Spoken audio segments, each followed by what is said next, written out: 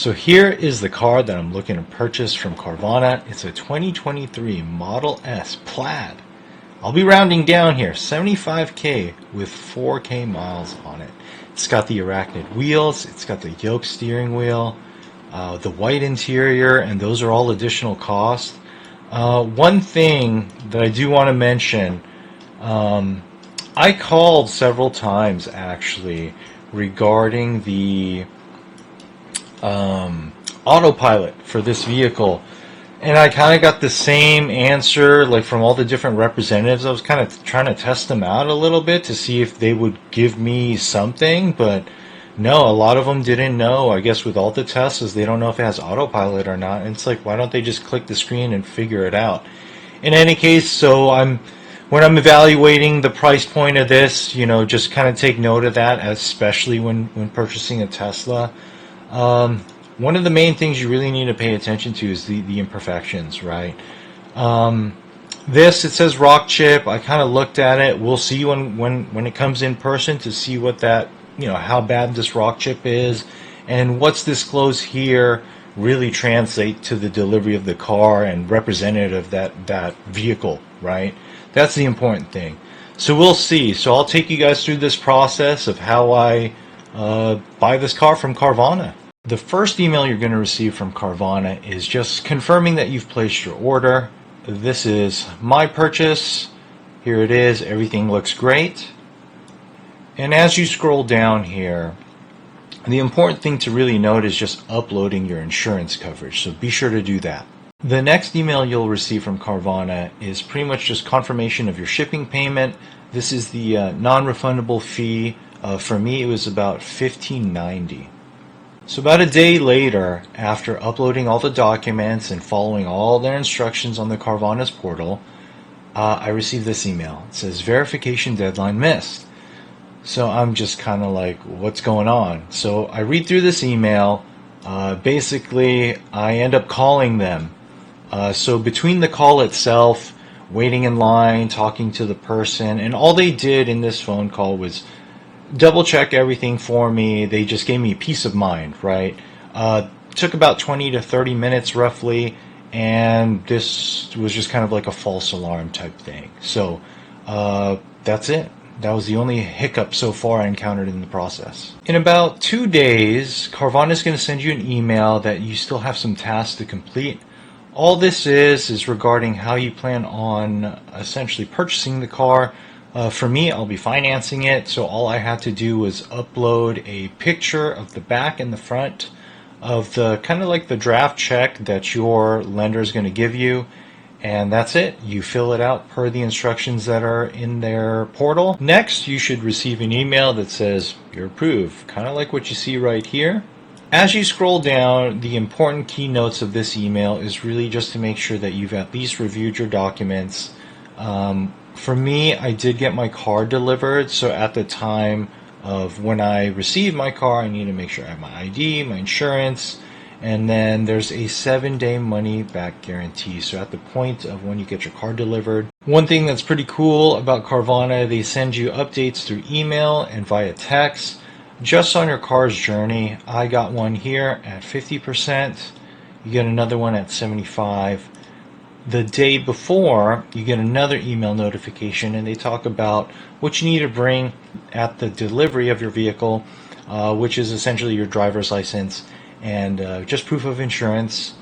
Then the final email you get is they reiterate the same things I just discussed, and then they also reiterate the 7-day money-back guarantee. Let's go ahead and show the car being delivered. As your car is being delivered, pretty much do your full inspection. I checked the tires, I checked the overall condition of the car, I tested a bunch of functions.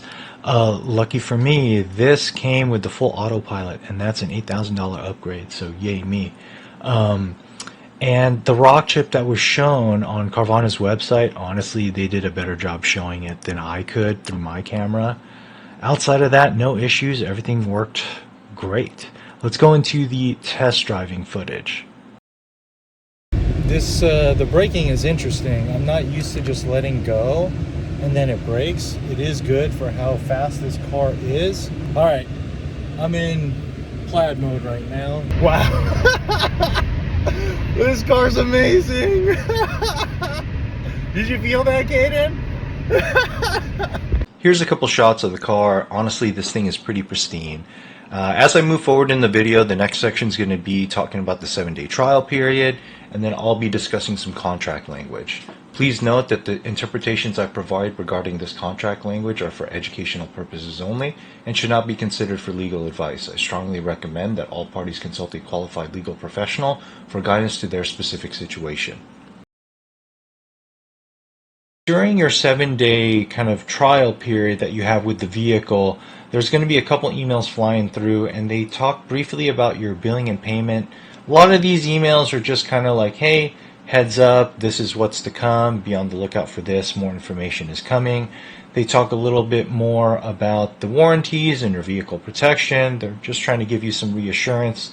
A lot of this stuff is in the contract, so if you've thoroughly read your agreement, you should be good to go, and this is all the same information. Another email will fly through. This one is showing that, hey, I have 1 day left remaining in my 7-day trial period, and they talk about some tentative timeframes regarding the vehicle registration and how that all works out. As you scroll down here, it's all warranty information and things that you should already be familiar with if you've read the previous documents getting up to this point. So as part of the car buying process, you got to provide insurance. So this is kind of a brief section, not much to disclose here, pretty straightforward. Go get some insurance for your new vehicle, upload the information that they require, and you're set. Next is the financing portion of this process. And what it is Carvana will be sending you an agreement. I've kind of scrolled down a bit. It's only 5 pages. Feel free to look at it. I'll be describing more of everything within the total package kind of further in the video. For now, I'm just going to go over the meat and potatoes, which is the retail purchase agreement. This kind of outlines what you're actually buying. So if there's any issues, now's the time. If you have questions regarding some of these line items, go ahead and give them a call. If you need to make any adjustments, now is the time. Once you're comfortable with your purchase agreement and all the information that's laid out there, the next step would be to take your check from your lender, scan the back and the front, upload it onto their website, and you're pretty much good to go. Just be sure to follow the instructions. So it's been about 24 hours since Carvana contacted my lender, and here we are. We have the contract for the vehicle. So let's go ahead and click that. They'll be sending you a email that has a link. Go ahead and click that, sign in. I've kind of skipped that step, and that's why we're here. So it's going to say securely sign your contract. Go ahead and click your contract to sign it. And here's the first section of the agreement. I've pretty much already signed it. I'll read the top a little bit. Notice of unrepaired safety recalls and service campaigns. Basically, this tells you that Carvana has done their due diligence regarding the safety of the vehicle. They are sharing the reports with you, and then obviously they're kind of pushing the liability onto you. It's kind of, we've done our due diligence. It's up to you to kind of take it from here on out. So I go ahead and sign that. They even make a recommendation in bold. We recommend that you contact your, for me, Tesla dealer to have this vehicle inspected. So here, there's the upfront non-refundable shipping. It's pretty much an acknowledgement that, hey, there's a one-time $1,600 payment that you have to do upfront. It's non-refundable. You know, I think this is kind of like the delivery and shipping fees. I'm pretty sure they're kind of covering it under this little line item here. But imagine having to ship to a customer and then they decide not to get it back, so they're trying to cover their losses somehow by having this upfront fee, which is, I guess, reasonable for convenience, right? Don't waste our time if you're not interested in buying the car. I'm kind of committed into it. I just hope, I'm not buying a lemon, right? So I'm going to go ahead and sign this. Next page here is your retail purchase agreement.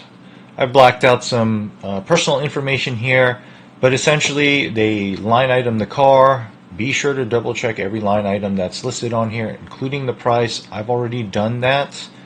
including the VIN number and the car. Make sure all of that's the most important part, right?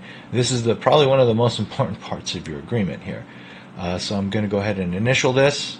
Next page, they talk about the Carvana vehicle return program. So if you have any issues with the car, you decide that you do not want the car, this part of the contract is probably the most important, and you really need to read this in detail. I'll briefly summarize it. This first section right here, basically, you can't be buying and swapping a bunch of like cars from Carvana. They kind of put a limit at 2. So you can, like, I can't do this same process more than 2 times and then return it and just keep doing that.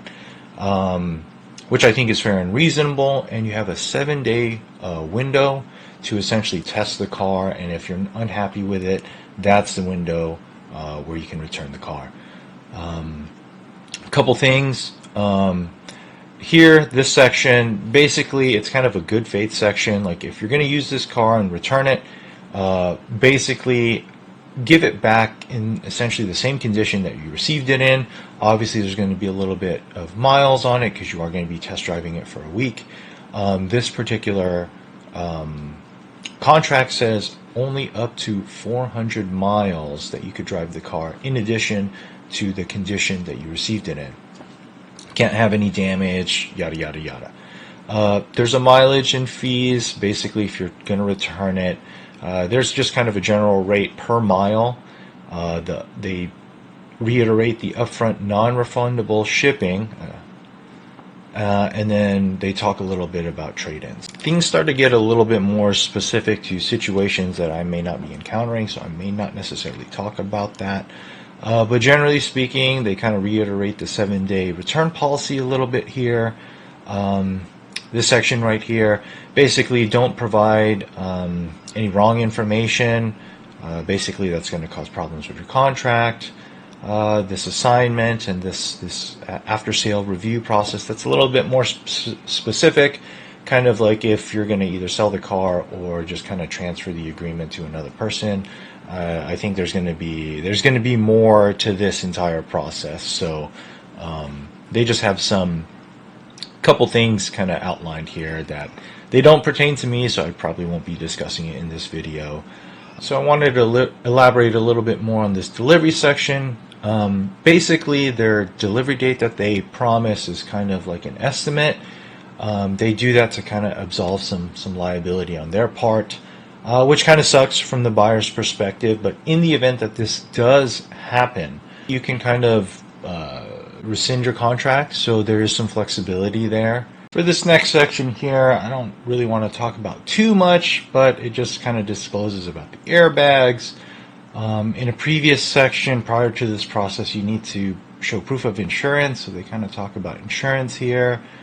Record retention, arbitration agreement, optional product payment, Carfax. Basically that you've reviewed and kind of done your due diligence and reviewed the Carfax. That's pretty much it, so I'm pretty much just going to sign. So here's a pretty important section, and this is the buyer's guide. This kind of discusses the dealer's warranty, so be sure to read this thoroughly. It is a limited warranty, and the reason being it's because of the duration. So for this, it's 100 days or 4,189 miles, whichever comes first, and that would essentially cover 100% of the labor and parts for these systems. So it's engine, transmission, drive shaft, differential cooling, fuel, air conditioning, braking, yada yada yada. Just the safety and the overall function of the car, it's all covered here. I'll be scrolling down kind of briefly. These are the types of things that they're willing to correct, so just be familiar with it. It's pretty much just major defects. We'll keep scrolling down here. California Prop 65, you don't need to worry about that really, but if you're curious, go ahead and read it. It's limited warranty. This is in relation to all the items that I just talked about in this section. Make sure that the information is correct, and you're just going to have to sign. After signing this section, you scroll down a bit. It talks more about Carvana's limited warranty. I'm not going to necessarily describe every little thing in here. Feel free to read it if needed. They kind of talk about emergency roadside assistance, coverage exclusions. Pretty important if you want to know limitations of liability. yada yada yada. There's some state-specific stuff that you should kind of be aware of, but we'll go ahead and scroll down to the next section here. Here we have the odometer disclosure statement, and this is pretty much between Carvana just essentially transferring the car to you, and they disclose the miles that are on the car. So pretty much just sign this. We'll scroll past through because there's like a Spanish section. Arbitration agreement. This is pretty much like the purchaser's right to sue. I'm not necessarily going to go over this either, actually, but you're welcome to read this if you need to. Just know that it's in the agreement. And then you click sign.